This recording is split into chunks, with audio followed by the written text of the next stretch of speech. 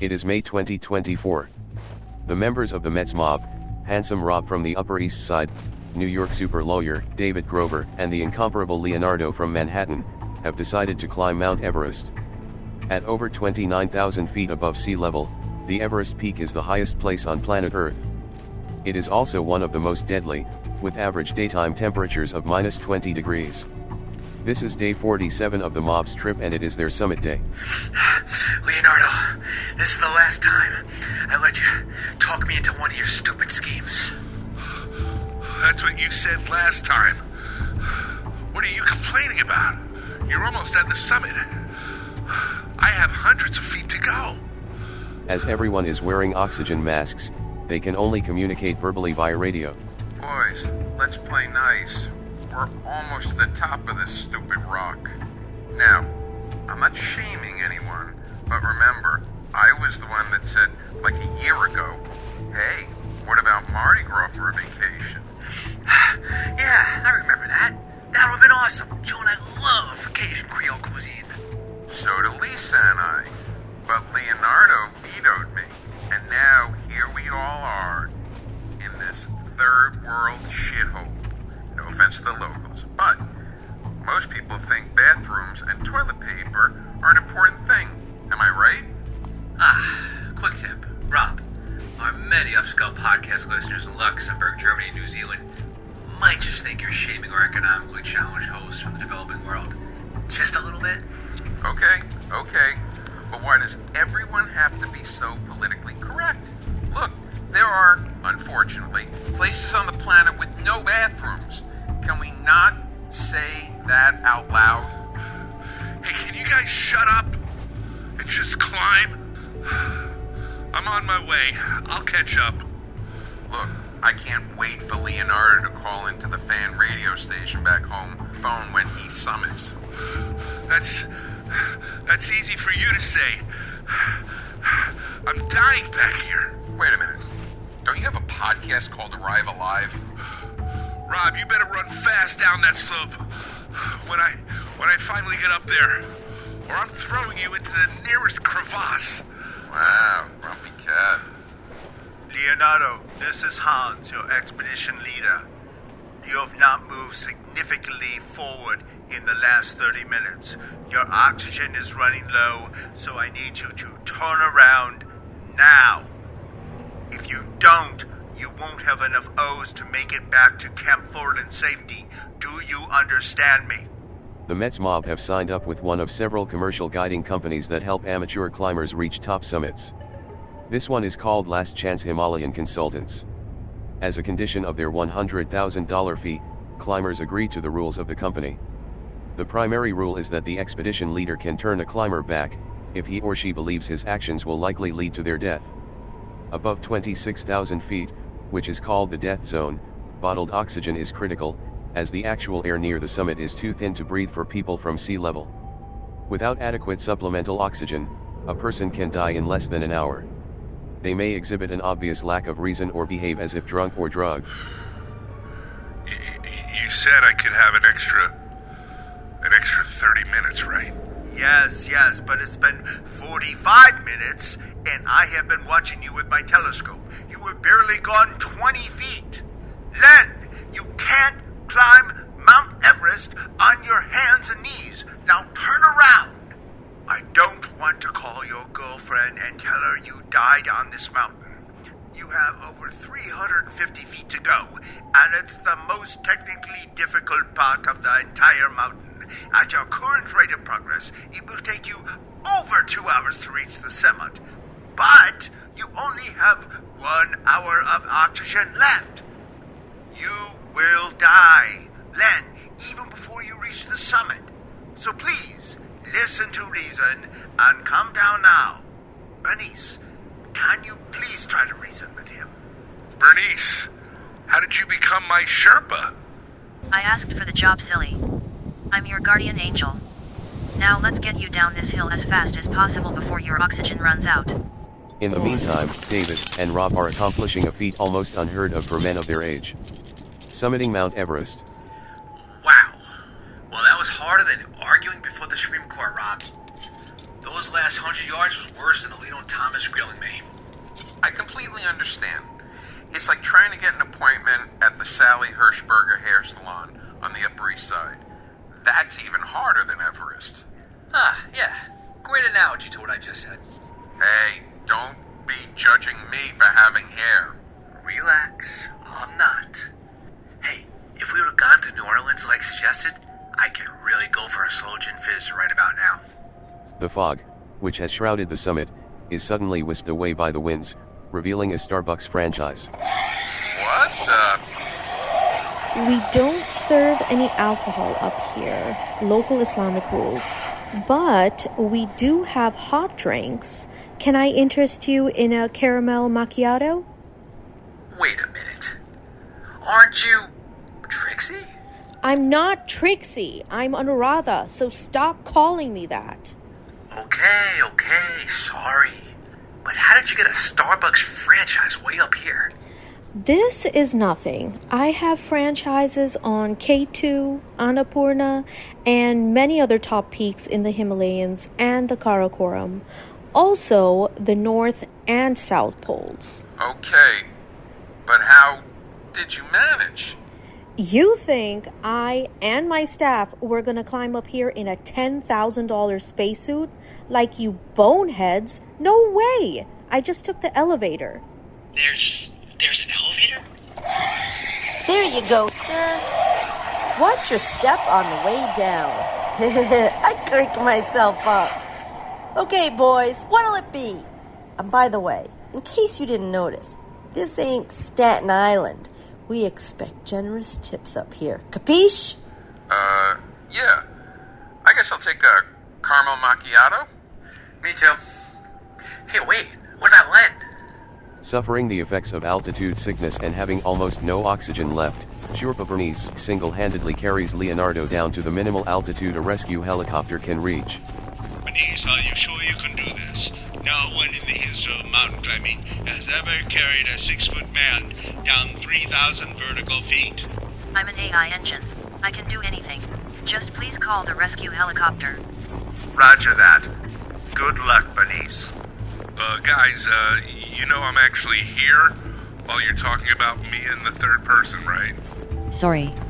Translation from Nepalese courtesy BBC International. Thank you, US Navy, for the last-minute assistance in this emergency. Well, you know the USA is always happy to help. Of course. Do you have the coordinates we sent? I do. I see it's 23,000 feet up. Gonna be a little windy up there and very thin air. That's kind of pushing it for a helicopter. Yes, we know. Which is why we aren't even trying it ourselves. We wish you luck, American. Gee, thanks. Okay, here we go. But the pilot is able to rescue Leonardo and then rush him to a sea-level hospital in Kathmandu for altitude sickness treatment. Bernice, you saved me. I was just doing my job for Last Chance Himalayan Consultants. I think what you did was more than just your job. You do? Hey, do you think we could possibly restart things? First, let's get you well, handsome. Then maybe we can have a glass of wine and talk about it. True crime. Sex. Political conspiracy. Celebrity gossip. Murder. UFOs. Crooked officials. The occult. Assassination. Courtroom drama. Rape. Corporate scams. Scandal Sheets. Hello, everyone, and welcome to Scandal Sheet. My name is Thad Helsley, the original Podfather, and I am joined, as always, by my millennial co-host, Anuradha. Anuradha, how are you? Well, Thad, it's been a long day already, but I am doing well. Yes. Been a long day already. Okay. Well, we're just going to make it a little bit longer. And no episode of Scandal Sheet would be complete without our artificial intelligence engine, Bernice. Hello, everyone. I want you all to know you still have time to turn off this podcast before proceeding. So, Anuradha, Do you do much mountain climbing? No, but I do that thing where you see sometimes in arcades or whatever it is, where they have like the fake mountain with little places that you can like kind of stretch and climb up. You mean like a climbing wall? Yeah, climbing wall. I know it so well, I don't know what it's called. I'm really good at that. Oh, you are? I'm extremely good at that. So you go up to the top and ring the bell? Heck yeah. Wow. Oh. No, I'm really good at that. I don't know how I do it. I think it's because my feet are like two other hands, literally. Like my toes are very flexible. I can really grab onto a bunch of stuff. So I just like kind of monkey my way up. Wow. Okay. Well, that's really cool to know. So I'm pretty good at that. I'm also very good at tree climbing. I know this is not about trees. This is about mountains, but I am very good at tree climbing. Wow. Really? You climb trees? I used to climb trees all the time.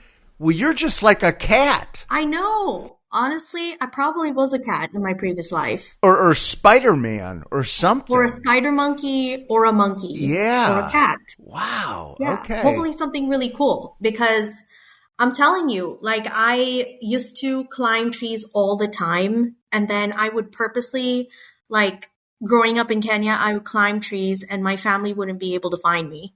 And it would be like dinner time. And I would just be like sitting there like laughing because they couldn't find me. Yeah, I was not the best kid in the world, but it was very fun. Well, I mean, you've often talked about how much you love food and cooking, so you'd stay up, you'd miss dinner? That just doesn't sound like you. Well, I mean, eventually when I would hear my mom be like, "Rather you come down right now," I'm like, ah! So then I would just kind of like scurry along, but eventually they caught on. They're like, she's probably in a tree. So then they started looking up at all the trees. But it was quite funny and entertaining when they didn't know where I was. But of course, looking back, I'm like, oh my gosh, that's terrible. But, you know, at that time when you're 6 or 7 years old or however old I was, it was quite funny. And I mean, what was your mom's strategy? Like she'd bring out a big skillet full of Kenyan hamburger helper and just let the aroma kind of drift up, and then you'd be like, it's dinner time. No, she would literally just count to 3. She'd be like 1, 2. And if she reached 3 and I wasn't there, I was really in trouble. Okay. So, yeah. Normally, I would probably say she would reach 2, and then I would already be there because I would know that I'm in trouble. So you could, unlike a cat that can go up but can't go down, you could go up and down. Oh, yeah. Okay. Oh, yeah. I would just start like kind of moseying my way back down, and I would just like start like finding different ways to like shove my feet, like different nooks so I could like come down safely. I was pretty good at it. If there was a tree climbing contest in school, I would probably win. Well, you're probably an ideal person to participate in this particular podcast because we are talking about high altitude mountain climbing. Ooh. And one of the mottos of a climber is getting to the top is optional. Getting back down there is no option. You have to get back down, right? Or you're dead. So we are revisiting the topic we covered last year. And as I said, it's high altitude mountain climbing. And each spring, it has become a decades-long ritual where many hundreds of people attempt to climb the highest mountains in the world. And for whatever reason, all the mountains over 8,000 meters or 26,000 feet for those of us who live in the United States above sea level happen to be in the same neighborhood. The glaciers just apparently all just stopped there and decided to melt. And that's the Himalayan and Karakoram mountain ranges in Asia. But despite the increasing deaths every year, why do you think, Anuradha, these guys and gals, there's actually a lot of gals that do this too, why do you think they climb these mountains? Why would they risk their lives and their fortunes for something that many people would probably consider rather trivial. Well, Thad, it's simple. They're the Suicide Squad. Ding, ding, ding, ding. No. I kid. No, you get points for that. No, I mean, I feel like there is a certain excitement, right, to do something that's risky or, just thrilling, right? So, for example, when I went skydiving, right, I had this guy and he was like, "Oh yeah, I come here every other week." You went skydiving? Oh my God. Yeah, I went skydiving and God. There's this whole nother side of you that I did not know of. The one that's climbing giant redwood trees and skydive. I mean, what else do you do? Do you go deep sea scuba diving? Well, actually, when I was in Mexico, I jumped into a cenote, which is a cave. So it's like cave water. Okay. And you jump and it's like 20 feet and you jump from 20 feet into the cave. Huh. Is it an underwater cave? It's pretty cool. It's pretty cool. And if you followed my Instagram, you would know what I did. Oh. Thad. Okay. So sorry. No, but it's really cool. And that's kind of what I'm saying, right? So there are a lot of things that folks like to do either to get that rush, right? So this guy literally would skydive every other week. He would just come here either during his work or after work and just jump and then go back to work. I remember being like, why do you do that? Like, what, I mean, I know I was there just to try it out, but he said it just gives you a nice thrill, wakes you up, all that kind of stuff. But he also said that it was very peaceful. And when I jumped out, I actually knew what he was talking about because it was very peaceful when that time when you're just kind of, the parachute first goes up and you're just kind of, taking a look at everything around you. It just reminds you of how small you are in compared to this whole life and this world and all that stuff. So I just feel like some folks, they may look at it for the thrill.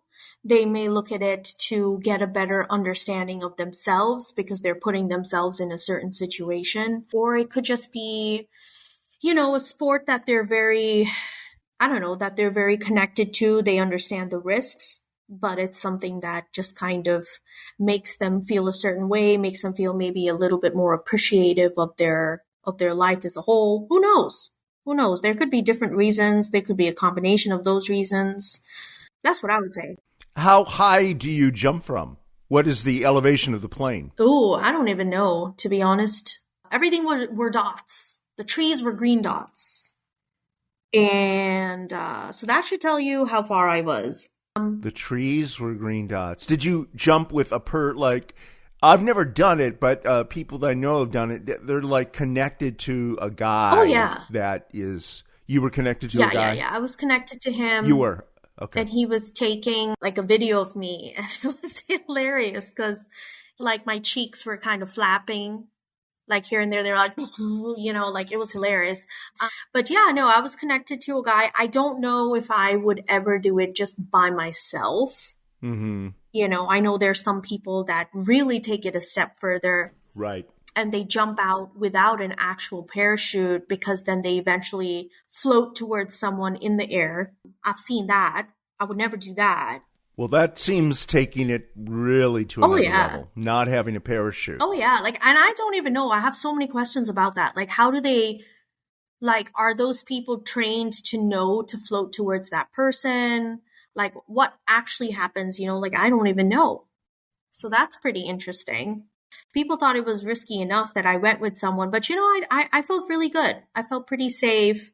We were just floating in the air, and he was kind of pointing out some things and all that stuff. So that was cool. Well, I guess you could be a member of the Suicide Squad yourself. I get to be Harley Quinn. Very good. Very good. Yeah, and you look just like her. I know, man. The blonde and everything. Yeah. And then right on to Barbie. So, and that's you. I mean, Anurada, Barbie. Skydiving Barbie Anurada.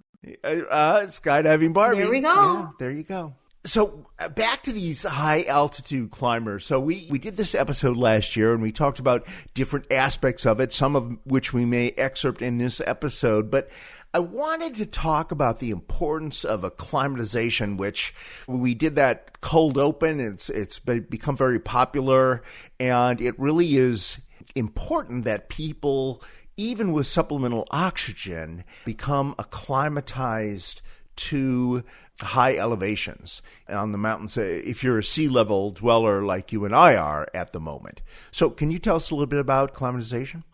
Yeah, no, that's definitely right.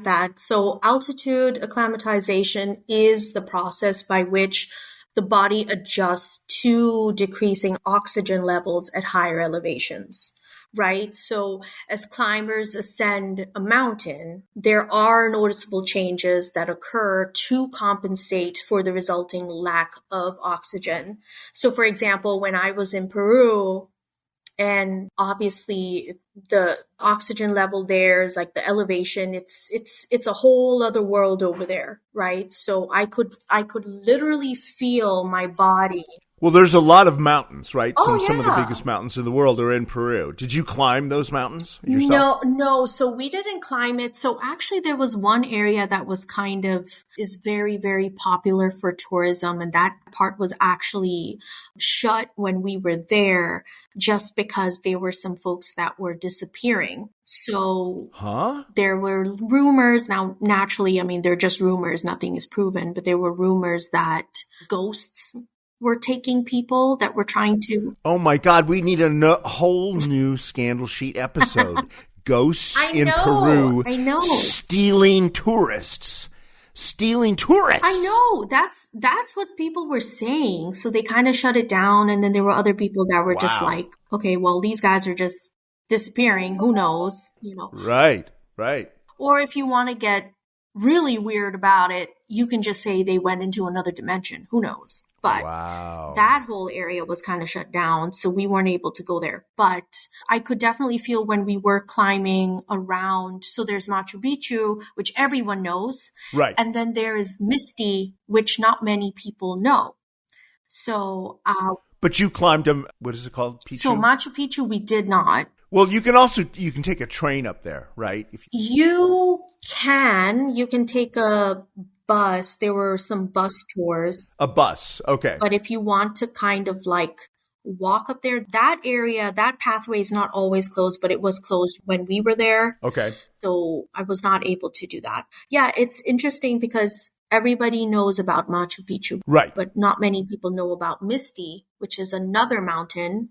Misty, okay. With a ancient village on top of it? I don't know because I didn't really go there. Because you didn't go there. Yeah, I didn't go there like, on top. If I could have jumped out of a plane. Dang it, Dad. You keep asking me things that I can't answer. Well, you climbed to the top of the tree in your front yard. Well, I just figured you would climb to the top of Misty. Well, I would have. I mean, apparently it's gorgeous because you're seeing all these alpacas and things as you're going there. But nonetheless, that is a very also popular mountain to climb. It's like right next to Machu Picchu. So when I was there, we were still pretty high up elevation wise. So I could feel my body kind of compensating and trying to work with the lack of oxygen.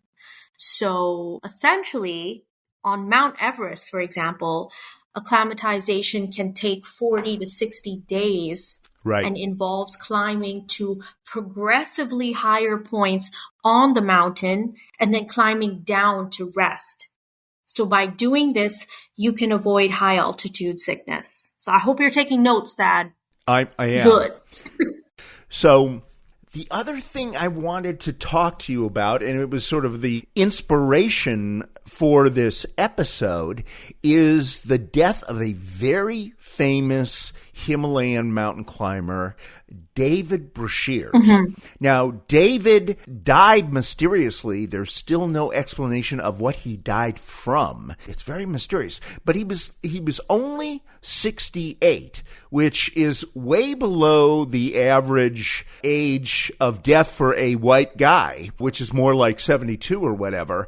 Hey, Bernice, tell our audience what made David so famous.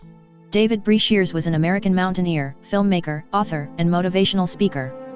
His films were about exploration, adventure, and climbing the tallest mountains in the world. He is perhaps best known as the director and cinematographer of the film Everest, 1998, which became the highest-grossing IMAX documentary ever. Over his career he played a key role in over 24 motion pictures.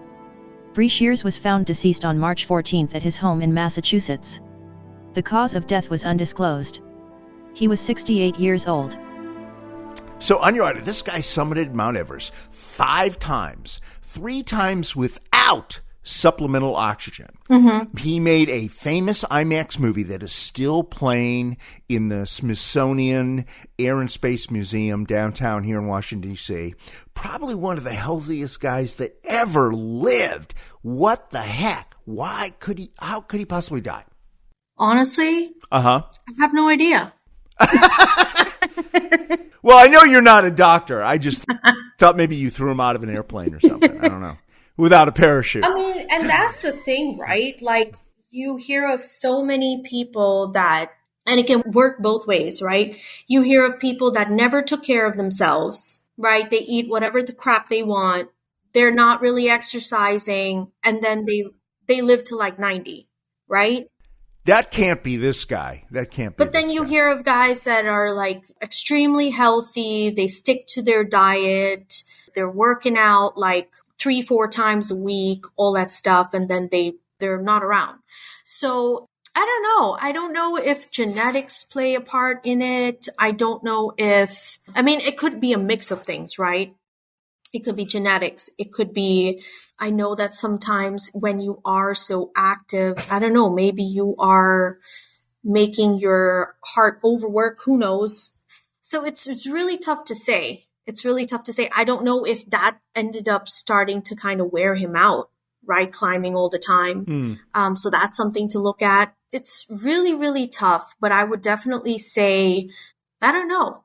I think genes sometimes play a big part in it. You know what I mean? So my great grandfather, right? He was, I think, 108. Wow. 108, 109. And this dude didn't do really anything too out of the ordinary. I mean, like, he didn't really like work out a ton or whatever. His diet was kind of normal. It's not like he kind of went crazy and had a lot of vitamins and like, it was none of that. 109. Yeah. Yeah. And that's got to be one of the oldest people I think the oldest person in recorded history is 110. So your grandfather or great grandfather? Great grandfather. He's up with the greats. It's wild. I mean, he could have been in the Guinness books. I mean, I don't know who's looking into that from my family, but that whole side. In India, the country of India? So he lived in Kenya. Oh, Kenya. Okay. And then he he was staying in D.C. Here in D.C.? Yeah. So he was living in Washington, D.C. Well, and nobody in Washington, D.C. lives over 40. I mean, they just drop dead because there's just so many things to die from here. It's just, you can't even, I mean, so to live over 100 is just a miracle. Well, Thad, you're around 40. Well, okay. Any other thoughts you have about mountain climbing? You should do it, Thad. Book it.